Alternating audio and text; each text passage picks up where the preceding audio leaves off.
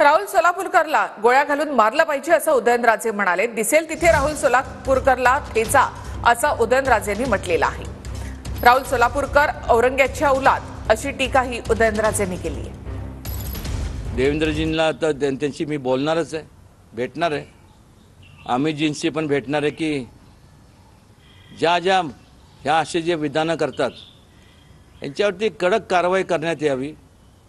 देशद्रोहाचा त्यांच्यावरती संपूर्ण कायदा लागू त्यांना केला पाहिजे। मला जर विचारलं आता असं वाटतं त्याला गोळ्या घालून मारलं पाहिजे। जिभेला हाड नसतं मला माहीत आहे, पण लावली जीभ टाळाला आणि काय पण बोलायचं, अशा लोकांच्या जिभा हसडल्याच गेल्या पाहिजे।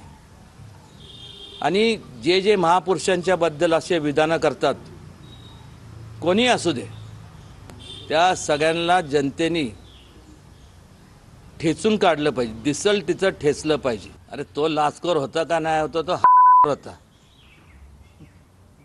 ह्याच्या पलीकडे काय?